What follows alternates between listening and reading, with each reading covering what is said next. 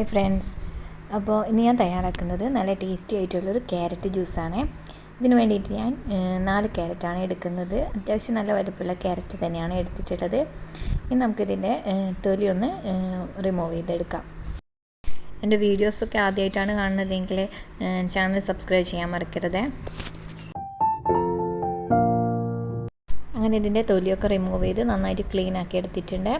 ഇനി നമുക്കിത് ചെറിയ പീസായിട്ട് കട്ട് ചെയ്തെടുക്കാം. ഞാനത് ചെറിയ ചെറിയ പീസായിട്ടാണ് കട്ട് ചെയ്തെടുത്തത്.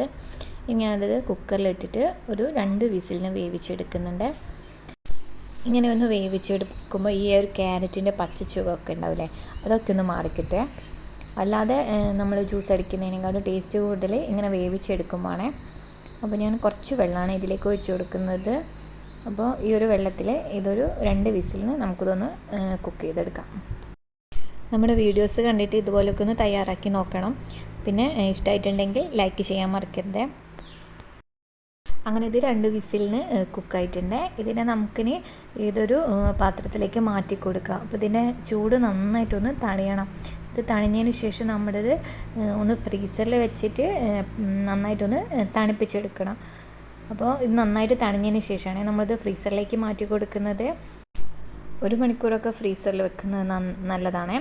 പിന്നെ ഇതിൻ്റെ കൂടെ തന്നെ നമ്മൾ പാലും കൂടെ ഫ്രീസറിൽ വെച്ചിട്ട് കട്ടയാക്കി എടുക്കണേ.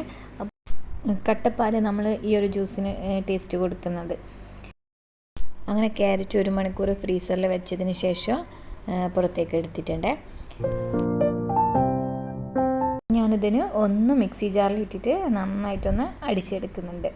അപ്പോൾ നമുക്കിതൊന്ന് എല്ലാം തന്നെ മിക്സി ജാറിലേക്ക് ഇട്ട് കൊടുക്കാം. അപ്പോൾ ഇതിൻ്റെ കൂടെ തന്നെ നമുക്ക് കട്ടിയായിട്ട് പാലില്ലേ, അതുകൂടെ ഇതിൻ്റെ കൂടെ ഒഴിച്ച് കൊടുക്കണേ. പിന്നെ ആവശ്യത്തിനുള്ള മധുരം, പാല് കട്ട മുഴുവനായിട്ട് തന്നെ പോകുന്നുണ്ട്. അപ്പോൾ നമുക്കിതൊന്ന് ചെറിയ പീസായിട്ട് ഇതിലേക്ക് മാറ്റി കൊടുക്കാം. അപ്പോൾ ഞാനിതിൽ തന്നെ വെച്ചിട്ട് ഒന്ന് പീസായിട്ട് മുറിച്ചിടുന്നുണ്ട്. ഇനി ഇതിലേക്ക് നമുക്ക് ആവശ്യത്തിലുള്ള മധുരം കൂടെ ചേർത്ത് കൊടുക്കണം. അപ്പം നിങ്ങളുടെ മധുരത്തിനനുസരിച്ച് തന്നെ ഇതിലേക്ക് ആവശ്യത്തിലുള്ള മധുരം ചേർത്ത് കൊടുക്കാം.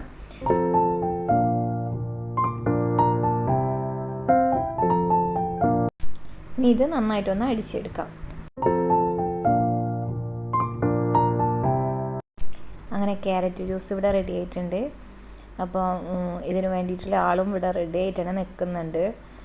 കാരണം കുറച്ച് ഐസ്ക്രീം കൂടെ ഇതിൻ്റെ മുകളിൽ ഇട്ട് കൊടുത്താലാണ് ഇതിൻ്റെ ഒരു ടേസ്റ്റ് കിട്ടുള്ളൂ. അപ്പോൾ ഈ ഒരു ഐസ്ക്രീമിന് വേണ്ടിയിട്ടാണ് ഇവിടെ ആൾ നിൽക്കുന്നത്. അങ്ങനെ ഞാൻ ഈ ഒരു ഗ്ലാസ്സിലേക്ക് മാറ്റി കൊടുത്തിട്ടുണ്ട്. അപ്പോൾ ഞാനിത് വാനില ഐസ്ക്രീം കൂടെ ഇതിൻ്റെ മുകളിലായിട്ട് ഇട്ട് കൊടുക്കുന്നുണ്ട്. ചെറിയ ബൗളുണ്ടെങ്കിൽ ആ ഒരു ബൗൾ ഐസ്ക്രീം വാങ്ങിച്ചാൽ മതി. അപ്പോൾ നമ്മുടെ ഈ ക്യാരറ്റ് ജ്യൂസിൻ്റെ കൂടെ ഈ ഒരു ഐസ്ക്രീം കൂടെ വരുമ്പോഴാണ് ശരിക്കും നല്ല ടേസ്റ്റ് ഉള്ളത്. അപ്പോൾ നിങ്ങൾ ഈ ക്യാരറ്റ് ജ്യൂസ് ഉണ്ടാക്കുമ്പോൾ ഐസ്ക്രീം ഇടാൻ മറക്കരുത്. അങ്ങനെ നല്ല ടേസ്റ്റി ആയിട്ടുള്ള ക്യാരറ്റ് ജ്യൂസ് റെഡി ആയിട്ടുണ്ട്. എല്ലാവരും ഒന്ന് തയ്യാറാക്കി നോക്കണം. വീഡിയോ ഇഷ്ടമായിട്ടുണ്ടെങ്കിൽ ലൈക്ക് ചെയ്യാൻ മറക്കരുത്. ചാനൽ സബ്സ്ക്രൈബ് ചെയ്യാത്തവരാണെങ്കിൽ സബ്സ്ക്രൈബ് കൂടെ ചെയ്യണേ. പിന്നെ അതിനടുത്തുള്ള ബെല്ലൈക്കൺ കൂടെ പ്രസ് ചെയ്ത് ഓൾ എന്ന ബട്ടൺ കൂടെ ക്ലിക്ക് ചെയ്യുമ്പോൾ നിങ്ങൾക്ക് എൻ്റെ പുതിയ വീഡിയോസിൻ്റെയൊക്കെ നോട്ടിഫിക്കേഷൻ വരുന്നതായിരിക്കും. എല്ലാവരും ഒന്ന് തയ്യാറാക്കി നോക്കുക. നല്ല ടേസ്റ്റി ആയിട്ടുള്ളൊരു ഹെൽത്തി എന്ന് പറയുന്നില്ല, ഐസ്ക്രീം ഉണ്ട്. എന്നാലും ക്യാരറ്റ് കഴിക്കാത്ത കുട്ടികളൊക്കെ ആണെങ്കിൽ ഇതുപോലെ ഒന്ന് തയ്യാറാക്കി കൊടുക്കുന്നത് നല്ലതാണ്.